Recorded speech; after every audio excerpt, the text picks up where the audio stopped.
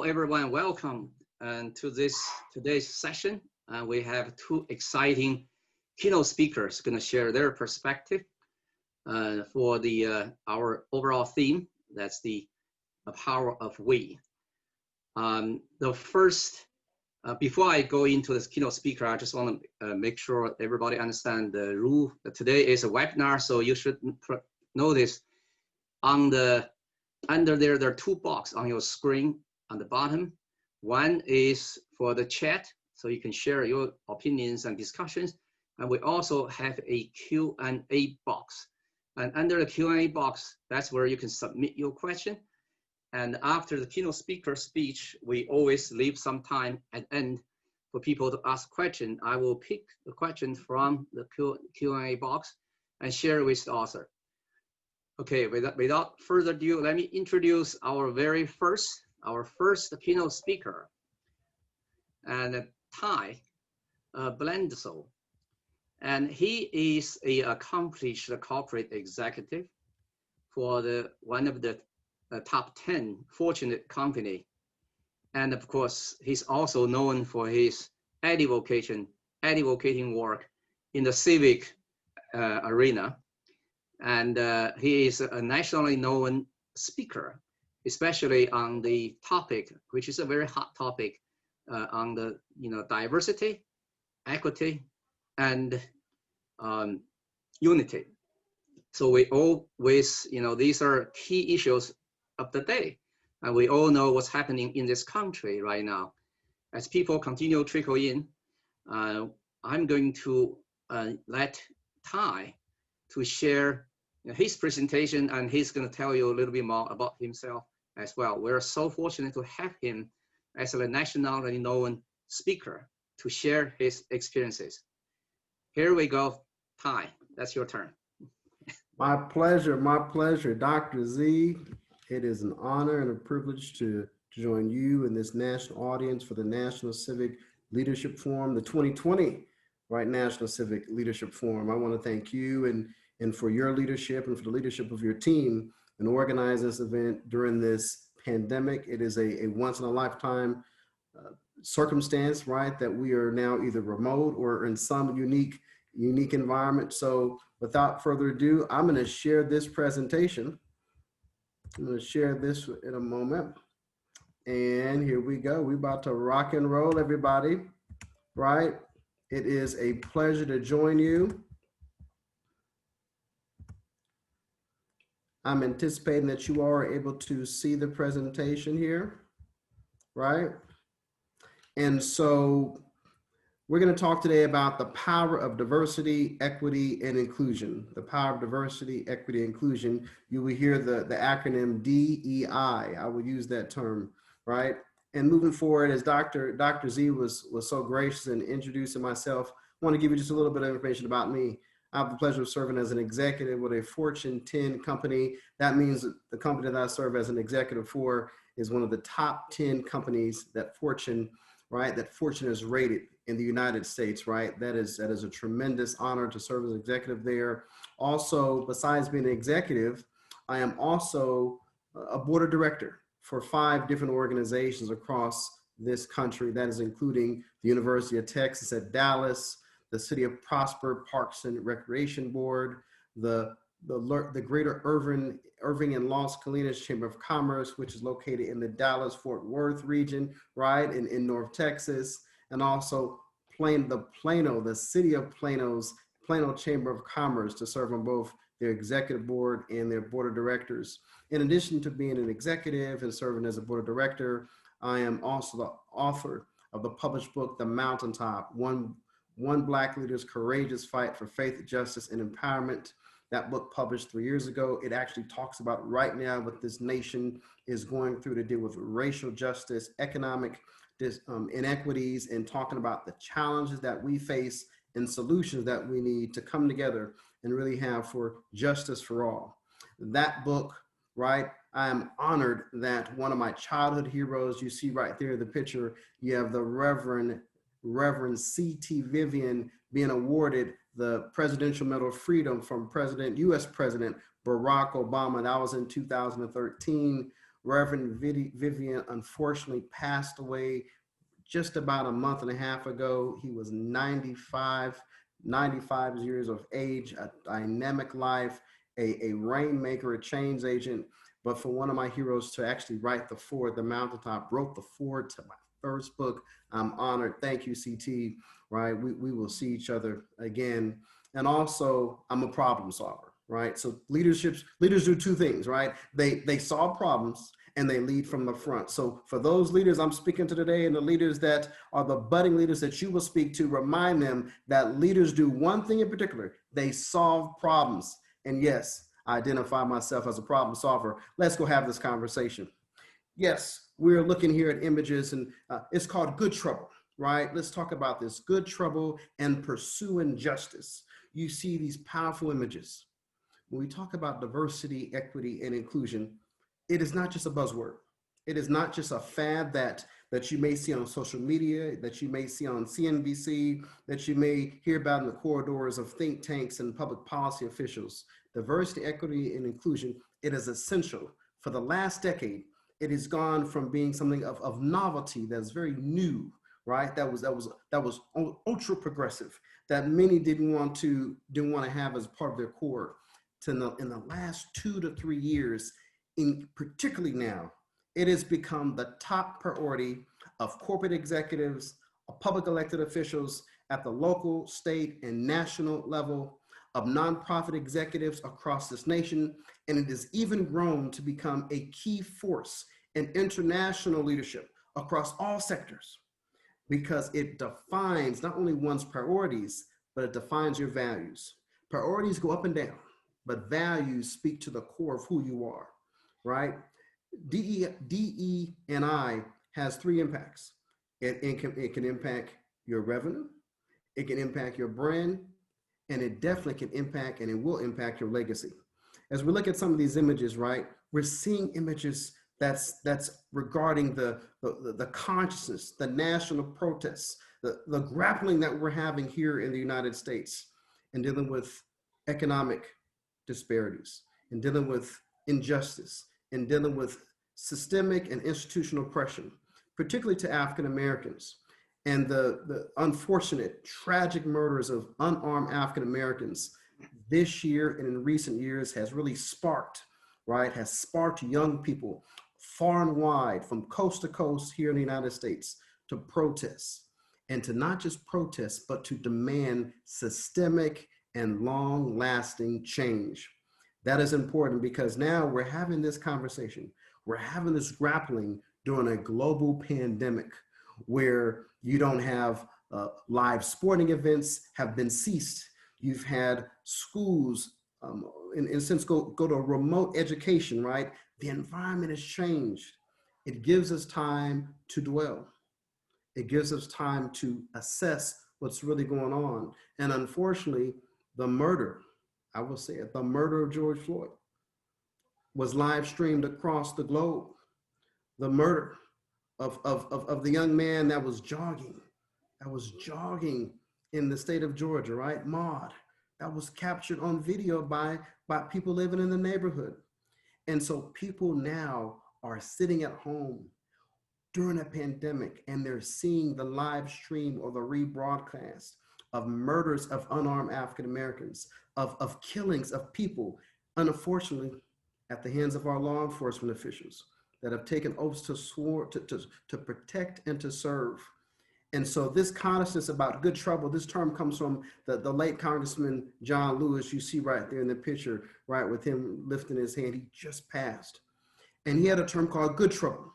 And what that refers to is going out there and advocating and fighting for issues that are core to your values, that are core to your conscience, but also allows this nation to rise to the level where everyone can pursue their dream, where we can live out that the Constitution is not a dynamic document that has just been written, but that U.S. Constitution is equally applied to you, to me, to all of us, regardless of one's race, ethnicity, creed, faith, or background, right?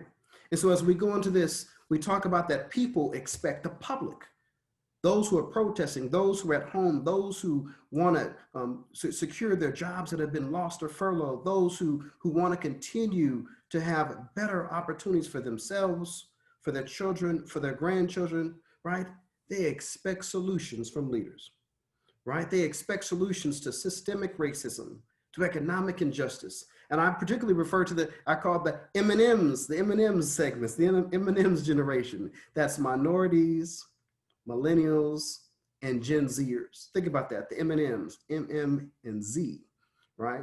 African Americans, for instance, have endured systemic, institutional, and cultural racism and discrimination for over 400 years. And actually, it's 401 years today. And you see the math there, right? You see the year 1619, right? All the way to this year and counting.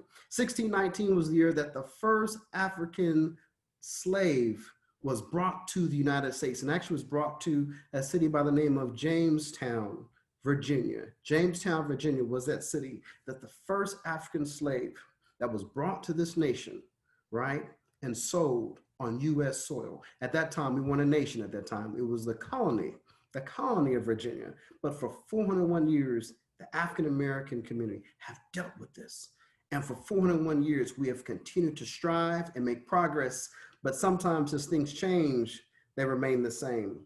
And as we proceed on in this conversation, systemic racism is not just something that the African-American community deals with. It's not just something that the Latino community deals with. It's also a factor that has impacted the Asian American and Pacific Islander community. And as we look at this, let's look at some systemic racism that has been inflicted and still endured by the Asian Pacific Islander community here in this country. 3 dates I want to really stand out to you. First is the year 1882. And in the year 1882, this is when the Chinese Exclusion Act was both passed by Congress and signed into law by the then president of these United States. This Exclusion Act pretty much said 2 things. It said first, that any Chinese immigrant that is looking to immigrate to the United States for work, labor immigration, was going to be halted. In a sense, it was saying we're going to protect American jobs, US jobs for Americans and block Chinese immigrants. The second item that this Exclusion Act forced was that any Chinese national that was already here in this country, they were prevented from forever becoming citizens of the United States. It was systemic, it was racist, and it was xenophobic, right? Another year that stands out is the year 1942. 1942 to 1945, the Japanese community was interned here in this country. This is following the attack on Pearl Harbor, and this is during World War II. Over 117 people were affected of Japanese descent, and most of those affected were US citizens, which means they were born here in this country. And these 117 souls were placed in internment camps across this nation, particularly on the West Coast. And this, think about it, the United States government, actually, the president at that time, FDR, has signed an executive order that pretty much says we're going to start these internment camps, round up and collect these Japanese citizens and residents, and we're going to place them in these segregated, military-controlled, military-monitored zones. It was xenophobic. It was racist, but once again, I'm showing that systemic and institutional bias is not limited to one community, it's shared among many communities. And let's talk about another year, this year, the year 2020, where hate crimes and xenophobia towards Asian Americans and Pacific Islanders continue. During the protests and the consciousness related to George Floyd, during the pandemic, right? We have verbiage out there that is blaming this flu, right? This flu on a certain country, right? I won't say it because it's been out there too much on social media and on cable, right? We have hate crimes that have been committed against folks in New York, right? And in other parts of the nation. Even in one instance in Brooklyn, New York, acid was thrown on an Asian woman's face while she took out her garbage in one evening. This was just a couple months ago. There's no place for this. There is no place for this in this nation. We all should have shared common experiences and also link together, because what happens to one community of injustice, it's an injustice to another community. Let's continue this conversation. Let's talk about the word equity. Equity achieves real opportunity. And I have this slide here to talk about equality versus equity, because equality could just mean that you have, in a sense, technically, you play on the same field. The field may not be balanced. The field may not be even. As you see in this graphic, right? You have the gentlemen, each of them have a so-called access to the view of the game, right? Each of them have a box to stand on, but one is taller than the other, right? One has an advantage and one is impaired. But when you look at equity, equity is about finding balance and opportunity that all can have not only fairness, but equitable access. Equity helps you provide opportunities, economic, educational, employment, and beyond for yourselves and for multiple generations down the road. When we talk about the power of we need to focus on the power that we can leverage together to ensure that there's equity when it comes to our public policy, equity when it comes to access to affordable housing, equity when it comes to access to capital for entrepreneurs and solopreneurs, when it comes to equity and making sure we have mobilization and utilization of the power of our vote to make sure that we have elected officials that are going to really advocate for our shared interests in this democracy. And then we talk about diversity, equity, inclusion. I love sharing with audiences around the country that diversity is being invited to the dance. Inclusion is being asked to dance, and equity is being empowered to pick the song that you dance to. So remember that. Diversity is a fact. Inclusion is a choice. Equity is about creating real opportunity. This quote by former President Barack Obama just stands out to me. He recently delivered this during a speech this summer. President Obama had said, "What we do echoes through generations. What we do echoes through generations.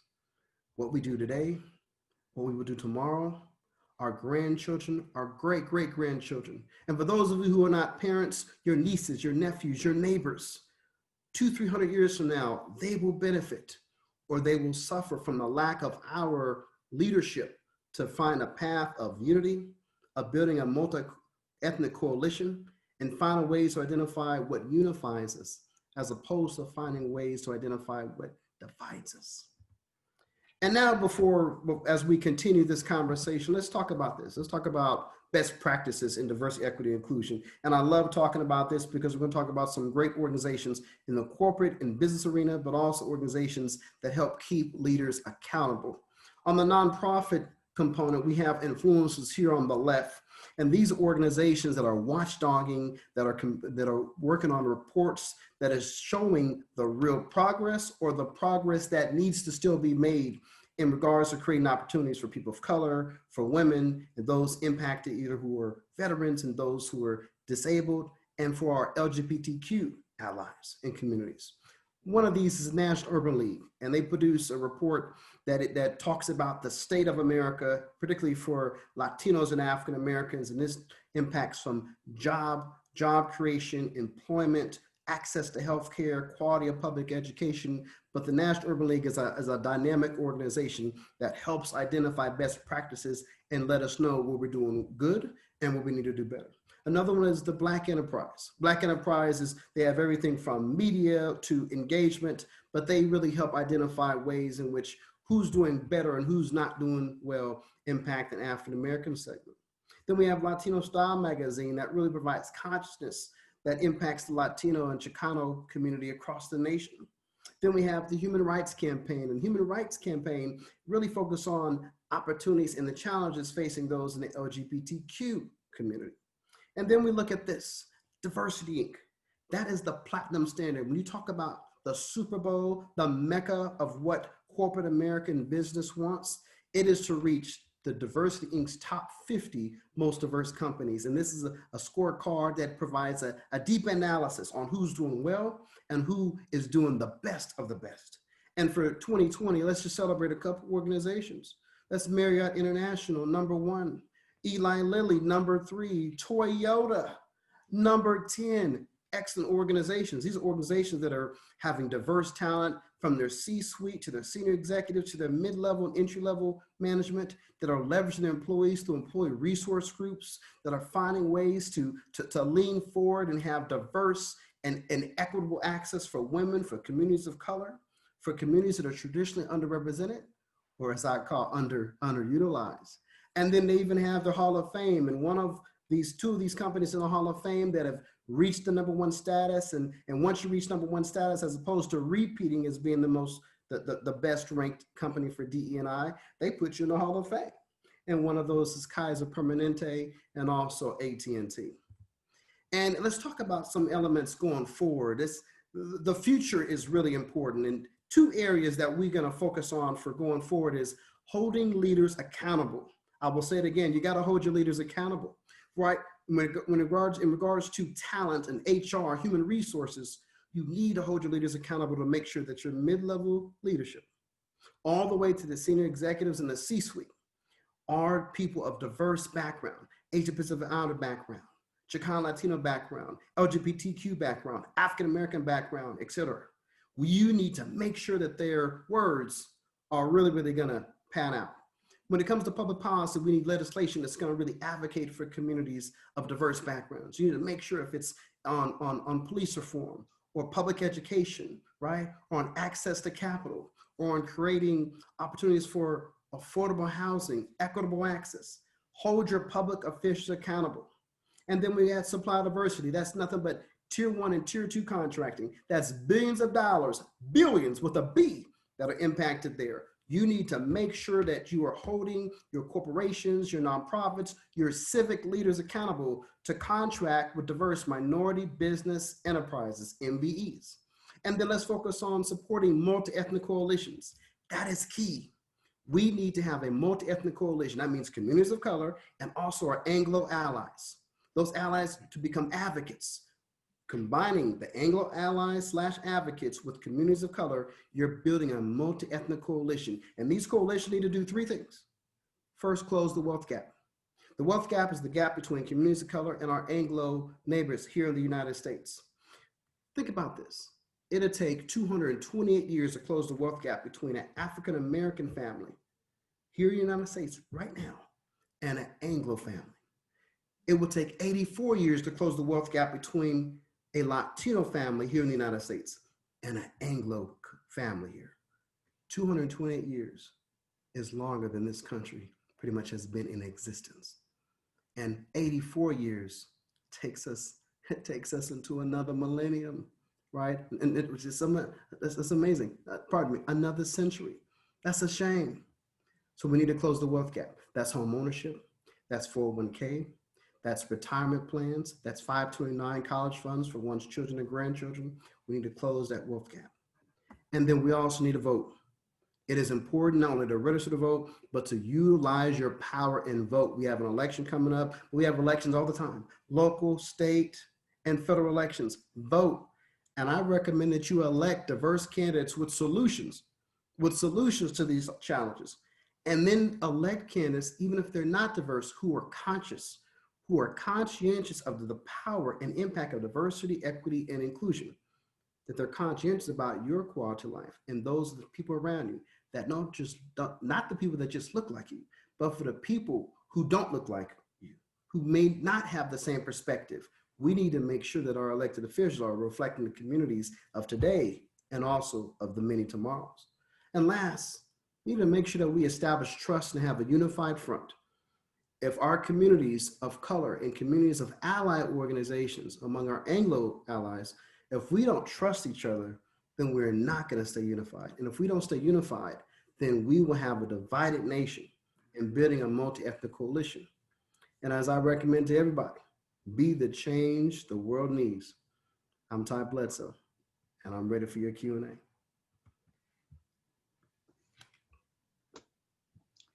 Thank you, Ty. That was such an insightful presentation.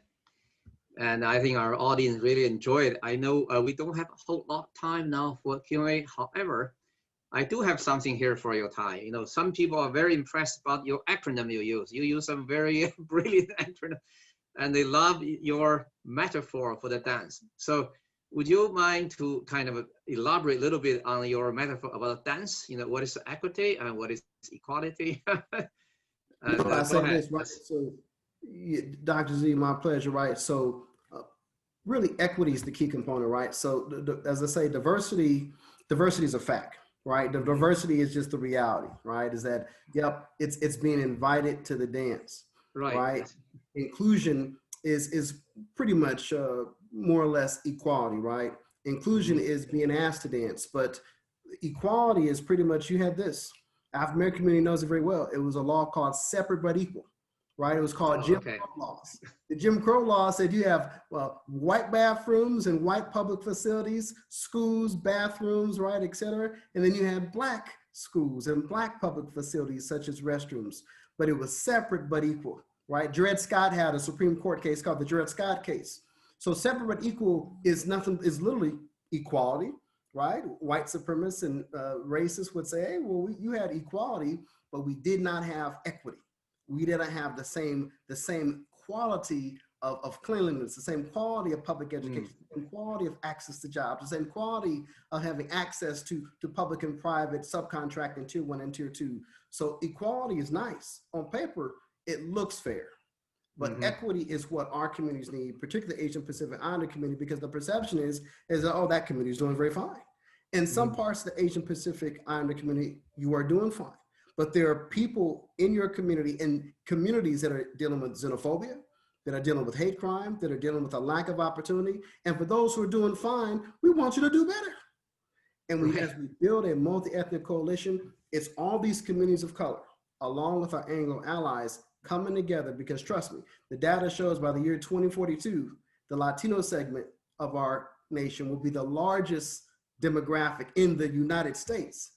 And the data shows by the year 2050, the numbers change, where the Asian Pacific Islander community will become the largest ethnic segment of the United States in the population.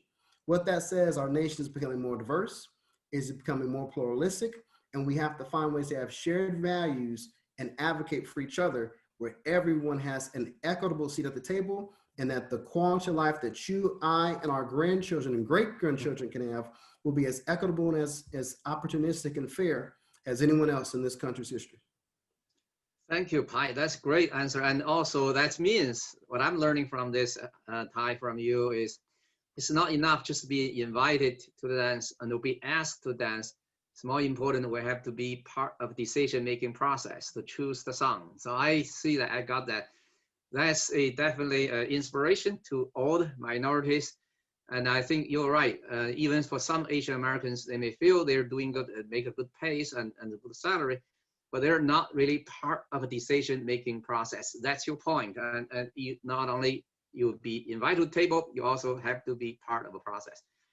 Well, thank you so much, Ty. I know we have other people coming in for other questions. We're a little bit run out of time, but thank you so much, Ty. And you have such an insightful observation about this issue of equality and diversity, and this is would be it's a mind opening to many Asian Americans, and I think Asian Americans and African Americans should be together as a coalition, and we work together.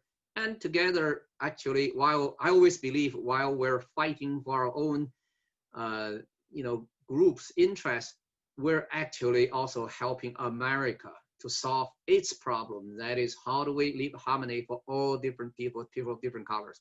That's the fundamental premise of this country. And we have to do that together. And the only way to do that together is a multi-ethnic democracy. Everybody at the table and has a say, and then we can make that better. Thank you so much, Ty. And now I'm going to move into our second keynote speaker. Ty, we'll be in touch. I really thank you for you come today to share your time with us and wisdom. All right. So I'm now that our next speaker also has a very distinguished career, and I'm so honored to introduce him because, as you know, Shang Du, he's a survivor of the Khmer Rouge genocide. And many of you, and especially people from Southeast Asia and Southeast Asia, knows that tragedy back in the 70s. And his family and himself escaped from there, and he wrote a book later about that experiences. And he has such a, I guess, a moving life story to share with us. But at the same time, he's now doing very well in America, pursuing his American dream.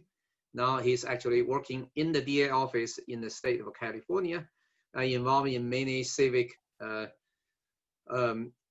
engagement and service to the community. And he is author of a book called Clock of Good Fortune. So if that's sold on Amazon, if anybody interested, you can go to take a look and purchase. And since 2012, he was working on a planned 2-volume memoir in honor of those who died in the violence and the life of those who survived in the country he loves. So Shandu holds a Master of Humanity from the New College of California. And we're gonna hear his life story and his thought about Asian American community in the American society. Here we go, Sean, that's yours now. Thank you, Dr. Zhang. Dear members of AAPI, friends and guests, my name is Siu Shondo, and I am very honored to be here with you today. I would like to thank Dr. S.K. Law, President of AAUC, Dr. Zhang, Chair of the Public Relations Committee, Mr. Sandy Chow, Founder and Chairman of Civic Leadership USA, and Mr. Anthony Ng, Executive Director of Civic Leadership USA, for allowing me to speak today. I also appreciate everyone attending online who took the time to dial in today's program, which is called The Power of We. And I also want to thank my dear friends, Dr. Harley Hammer and Dr. Sing Sang, for being here to support me as well. I'm currently serving as a victim witness investigator at the San Francisco District Attorney's Office White Collar Crime Unit. And I'm also a new author, just like Dr. Zhang introduced my recent published memoir, A Cloak of Good Fortune. The title of the book comes from the Cambodian folk belief that when a newborn baby emerges from the mother's womb and still encaged in the amniotic sac, it is considered a blessing and good luck for the family. My maternal grandma loved reminding me that at my birth, when I was born, my mother's midwife declared, "He's born with a cloak of good fortune." The country of my birth, Cambodia, is landlocked between Thailand, Laos, and Vietnam. It's one of the smallest nations in Southeast Asia. Historically, the name Cambodia made people think of magnificent Buddhist temples like Angkor Wat. However, since the 1970s, the first images are war, starvations, and the terrors of the Khmer Rouge. Today, I am humbled to share some of my stories that I thought are unique to me, but more importantly, common to all refugees seeking shelter from oppression. The stories and events I recount in the book are true, and I hope they will resonate with every survivor of mass violence and serve as a window for those who have never faced it. I hope my perseverance and sense of humor will inspire readers to find inner strength at life's darkest moments. I wrote this book to reshape the public narrative on Cambodia by sharing unknown delightful aspects of our culture that I experienced growing up until the Khmer Rouge seized power. People who are unfamiliar with Cambodia can understand not only what life was like before Khmer Rouge, but also experience living through it when everything we know is abruptly turned upside down. For me, Cambodia was alive with ghosts and goblins, witches and ogres filled in the stories my maternal grandma and my mother told me. They spoke in a hushed tones as if one might suddenly appear in front of us. I carry treasure memories of a different wonderful Cambodia and a way of life that was lost as a casualty of the conflict. I am fortunate to be alive to tell these stories. The 1984 movie, The Killing Fields, documents that dark time during which 2 million of us were targeted, starved, killed, and buried. The Khmer Rouge executed almost every Cambodian suspected of connections with the elected governments, as well as professionals and intellectuals. Imagine a society suddenly without money or goods, where people were reduced to eating lava from the soil, and you were simply killed by your own government for being educated and knowing foreign languages. A soldier shot at me for scavenging leftover cassava scraps from an already harvested field. These things were so crazy, it's difficult to believe that they really happened. I watched my brother pull a large snake from a tree and beat it to death. Then he peeled off its skins, roasted it on a fire, and he gorged himself on it. The most fascinating aspect of the book for me are the questions it raises. Do moral rules change in difficult situations? Can anyone remain innocent in the face of overwhelming evil circumstances? The central problems my story exposes is not necessarily one of an external evil oppressing innocent people. It is that each innocent person has a capacity for evil within themselves.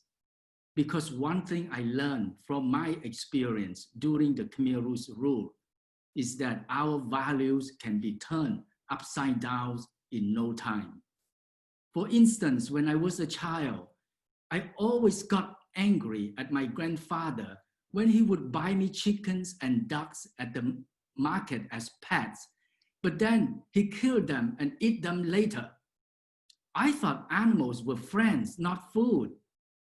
Later, during our escape from Cambodia into Vietnam, I snatched a sleeping wild rooster out of a tree and I tried to strangle it to death. I thought I killed it, but it kept on struggling. So I twisted its neck with all my strength until I heard a popping sound. The bird finally went limp, executed by my young hands. My father cooked it for us, and I was happy that everyone had a delicious meal.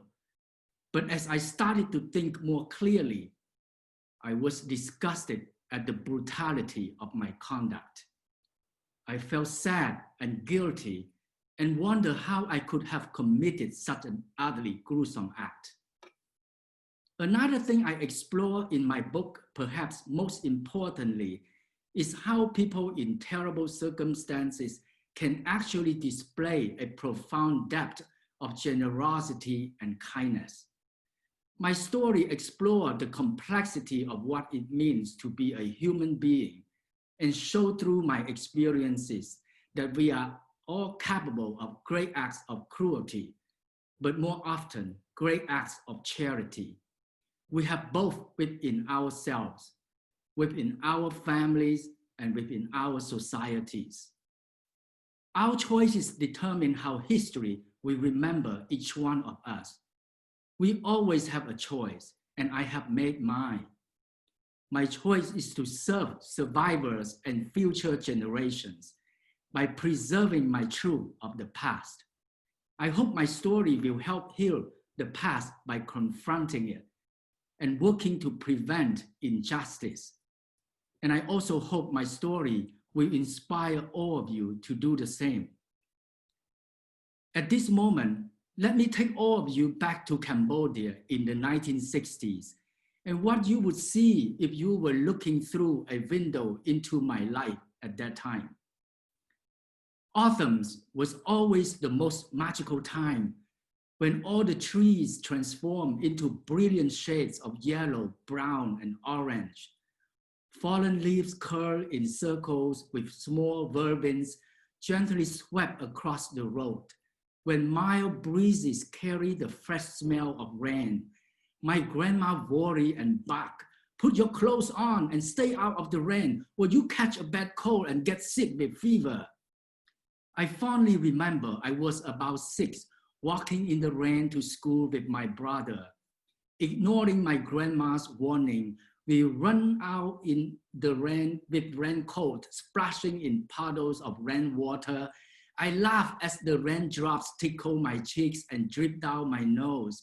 We loved running under the tall dipterocarpus trees along the red gravel road, where we tried to catch the wind-flying seeds that floated down, spinning in the air like little helicopters. Sometimes we found giant water beetles and took them home raised as pets. Life was peaceful in those days. We played and ran around freely. We went to school and returned home without our parents worrying about our safety.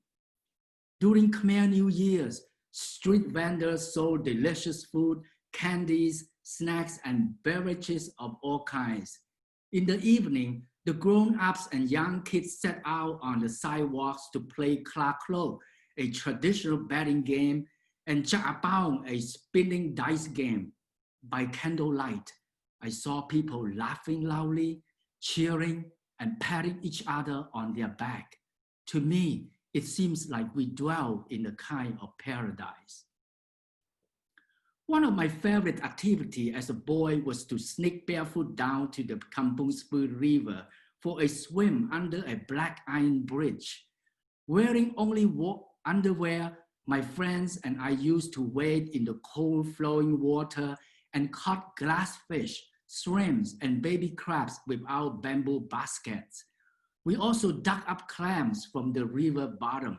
Afterwards, we buried them in the hot sand until they were ready to eat. We heard many horrible stories about goblins, witches, kidnappers, and evil spirits. Because of all the dangers, children were warned not to go to the river alone. My grandma said goblins were ugly, man-like creatures that had legs and arms just like us. Other people said they looked like giant lizards, their bodies emitting rotten odors and their heads bald and slimy. But I was perplexed and wondered about whether everything my grandparents and the villagers said was true. The goblins, I was told, hid in the deep waters, swam fast, and prey on children who did not know how to swim. If a person encountered one, he needed to soak in a soapy bath for a long time to get rid of the resulting stench. A coven of witches lived near the river too. Being young and gullible, I often wonder how much the victims suffer and whether these horrible things may happen to one of us. My grandma also warned us, spirits of people who die violently are evil, and they lurk around the Black Iron Bridge. She terrified us with tales of young children captured by kidnappers who roam the river banks carrying large empty brown rice sacks. They ground up the children and bury their remains beneath the bases of the bridge, so their dead spirits stay to protect it. When I first heard my grandma's stories, I was, of course, scared, even terrified, but at the same time, I loved them. As children all around the world love to be scared, I have always been curious about this, and I have come to think it is because of the loving safety kids feel when they are out of the story and back to reality. A few years later, we were living in the scariest story imaginable. I sometimes thought about her folk tales, and I thought they didn't come remotely close to the terror we actually had to face and endure. Despite all the cautionary tales we've been told, one afternoon, while my parents napped, a group of us still crept out and ran down to the river. After cautiously meandering through the bushes, we stumbled upon a hut hidden behind thick foliage at the bottom of a hill. We thought we had discovered a witch living downstream from the Black Iron Bridge. The roof was thatched with rotten hay and bamboo walls were partially covered with crumbling patches of crushed dirt. We heard a long screech coming from inside. I was extremely nervous as I declared that it must be one of the evil witches who my grandma had warned us about. The eerie sound grew louder as we moved closer. I picked up a rock and threw it through the window opening. A voice cried out, "Ooh, ooh." We stared at each other in horror. I urged the others to gather more rocks, and I heard another one through the window. "Ooh, ooh." The voice cried out again. "See, I told you, there is an evil spirit. Together, we have to kill it." We ran up the hillside to get a clearer view, and I shouted, "Get bigger rocks so we can kill it before it's too late." Then we launched a barrage that collapsed the roof. "Stone it to death," I shouted. I felt excited that we had finally banished the evil witch. Suddenly, an enormous woman charged us from behind. She wildly swung a large stick at us and shouted, "You little devils, leave that old lady alone. She's suffering an illness." "Run," I yelled, startled by both her language and her rage. We scattered in different directions. My heart jumped with fear as I realized the evil witch we had just attacked was actually a sick old lady. I dashed home, slinked through the back door, and ran up to the 3rd floor. I climbed onto my grandfather's thick, dark wooden bed and hid beneath an unfolded mosquito net. I could not remember how long I wailed myself before I was awakened by his voice. "Wake up, little brother. What are you doing here on my clean bed? Go wash yourself and eating your dinner. Why are you so muddy? Everyone had been wondering where you were." He looked at me with his tender smile. I rubbed my eyes several times as I tried to find a good response. "Grandpa, I'm just tired and sleepy." That whole night, my heart was full of guilt and fright. I worried that a member of the old lady's family might come looking for me. After carrying burning guilt inside me for months, I decided to tell my mother what we had done at the river. She cursed me for my wrongdoing. She warned that the gods were going to send me to hell and punish me someday. And you know hell, there will be ox heads and horse faces there waiting for you. They take the bad guys and throw them in the boiling hot water or onto burning fire. They carry long sharp knives and will poke you in the back. My father stared silently with anger. Then he said he was going to tie me in his bedpost. Thankfully, my grandfather stopped him. For a while, I did not return to the river for fear of more trouble. I still wonder if those goblins, evil spirits, and kidnappers who abducted children were real. I was startled by the hint of violence coming from my own father and the way my parents terrified me with the threat of malevolent spirits. It was a dark omen of things to come. That was my childhood magical experiences. The following is when my family and I escaped the Khmer Rouge labor camp and fled to Vietnam. I vividly recall one evening when we were desperately wondering if we could survive another night in the jungle. My father entered our bamboo cottage and waved at me to join him outside. My mother and my sibling looked away. Although I was frightened and shaking, I stood up from where I was sitting on the bamboo floor and walked uncertainly to the door and stepped outside. I remember the sound of crickets, the stars whirling in the sky, and the shadow of dim moonlight flickering through the trees. Despite the beauty of Cambodia's natural world, I felt sick and hoped it wasn't dysentery or one of the other diseases that were ravaging our camp. When I reached my father, he put his hand on my shoulder. With his firmness in his voice, he whispered to me that he had a plan that would help us escape the camp. I was thrilled and terrified, and yet, as he spoke, trying to ease my nervousness, I knew he had thought all of this through, and it was worth the risk. Later, during the escape, as my family and I were racing through the dense jungle, rushing toward the border of Vietnam. My father shouted again and again over his shoulder, urging us to keep up with him. I felt something odd beneath my torn sandals. When I looked down, I was mortified to see that I had been stomping on foul-smelling corpses that were swarming with flies. I had to hold back the urge to vomit and scream because I feared for my very life. I kept moving as fast as I could, determined to keep up with my father. His shaky voice spurred us on. Hurry up, stay close this way.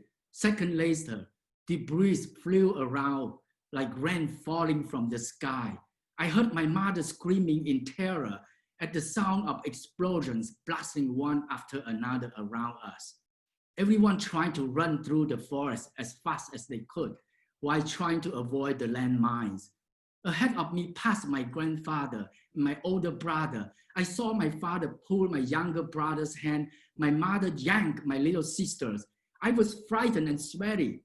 Suddenly, we were terrified by the piercing voices of a Vietnamese family behind us yelling, "The bandits are robbing the people behind us. Run, run." My feet were dead tired. My calves ached with every step I took. Although my mother's lips were dry and cracked with lack of water, she never complained. Occasionally, she gave me an encouraging smile that revealed her missing front teeth, but also her indomitable hope. Over and over again, she kept up our spirits by promising me and my brother, "When we get to Vietnam, I'm going to buy you a lot of ice creams. I'm going to cook your favorite food and buy you a lot of nice clothes." My mother's word gave me strength to push forward. She always tried to inspire me with hope and confidence. She never gave up hope. That's where I learned to never resign myself to failure. Exhausted and bewildered, we kept moving forward and finally reached a clearing that allowed us to see the border. A few hundred yards ahead, we caught a glimpse of a Vietnamese flag waving on the other side of the barbed wire fence. My father heaved a deep sigh of relief and drew tiredly, planning the next move. We cautiously edged closer one by one to the border checkpoint.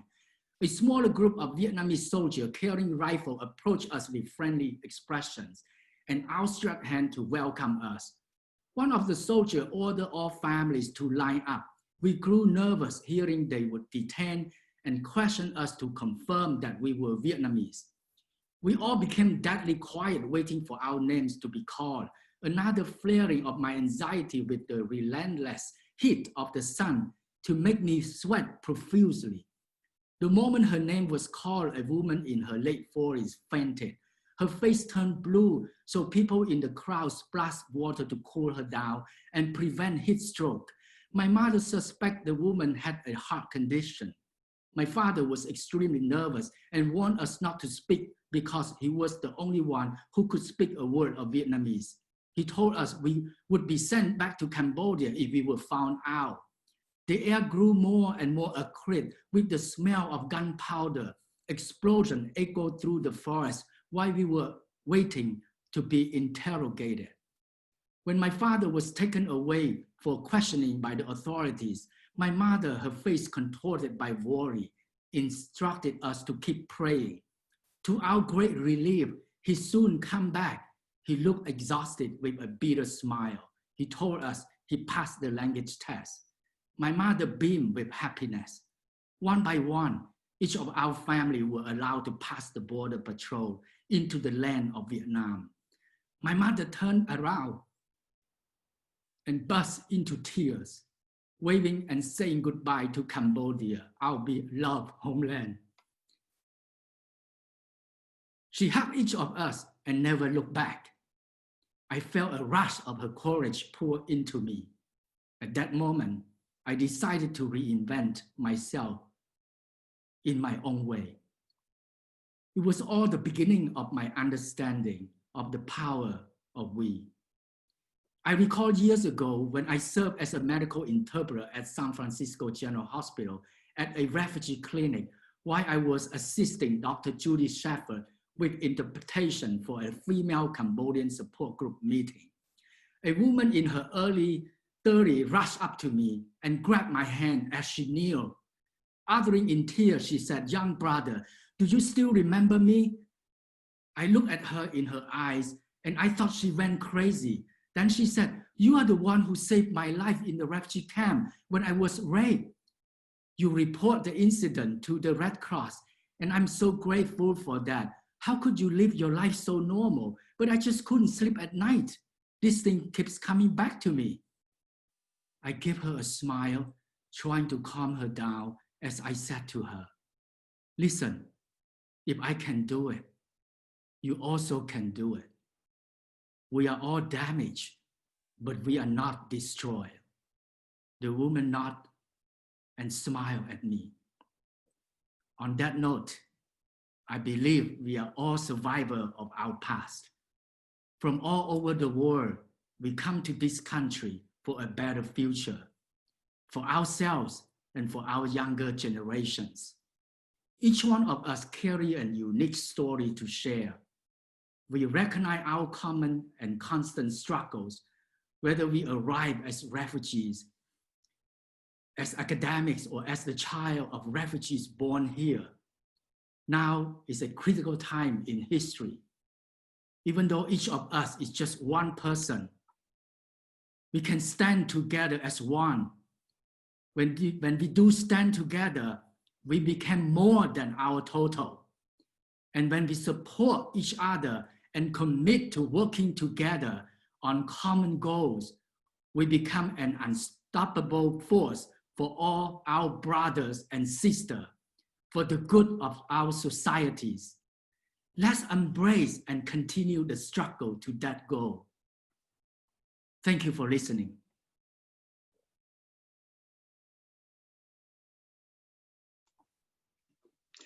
Wow, thank you, Shangdu. What a powerful and moving story of your life. But I think you ended on very strong notes. That is, we must realize the power of we. And I know we all come from all corners of the world, come to this great land of a promising land of freedom. But those are, you have to work for it. You have to fight for your own right. You have to be part of this society. And we kind of run out of time for question answers, but Shangdu, thank you so much for sharing your personal story. I know it was very emotional for us that never, when I heard this story, it reminds me, some of the things I experienced during the Cultural Revolution in China.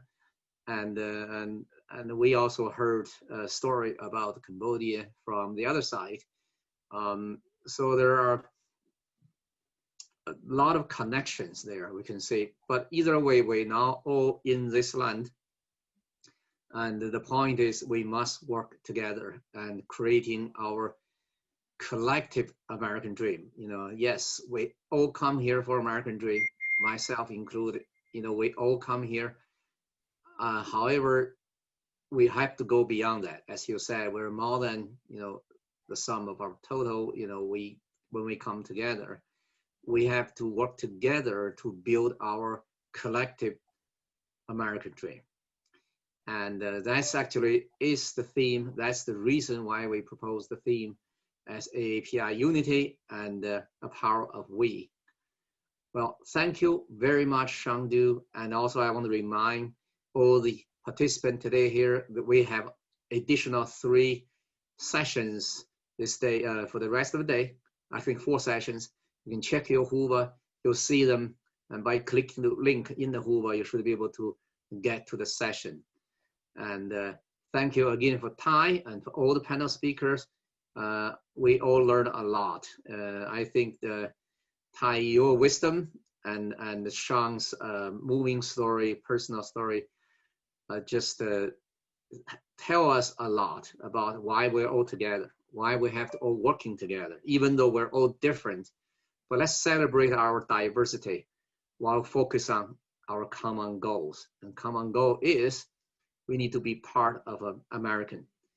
We need to be part of American society by participating, by engaging. And thank you again, and thank you for the audience. This is Sunday.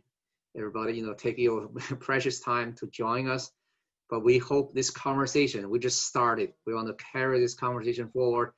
And Tai and Shandu, you both are leaders in the civic life and in our community. We respect your contribution, respect your wisdom.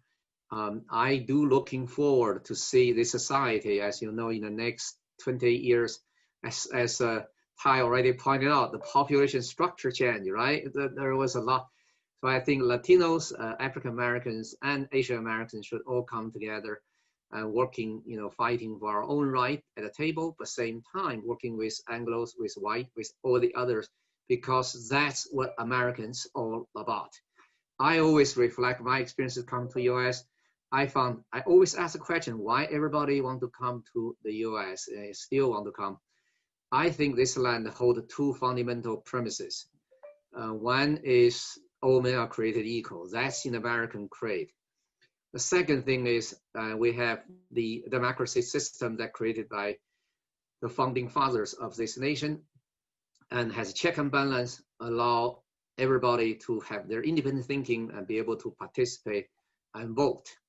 And I think even though we're far from ideal, but I feel this fundamental promise, the system allows us to peacefully evolution. And that's another great things I realized what Martin Luther King did for this country when African American as slave came to this land and suffered so much, but he still chose to realize the ideal that founding father of his country set, rather than go to revolution or violence and others, choose a peaceful disobedience and and basically asking, those are right, we already have. That's in the Constitution, that was in the Declaration of Independence. We just want to claim something that's already ours and has been suppressed, rather than say overthrowing the entire system. So I think those are so great, although that's the great contribution to humanity, actually. So I feel those are two fundamental promises in this country. And I'm coming here for that. I think many of us, all of us are coming here for that. That gave us a light and gave us hope. Thank you very much for everybody. Let's enjoy the rest of the forum. I want to see you in other sessions. And again, thank you our speakers and thank you our audience. Thank you. Let's end here.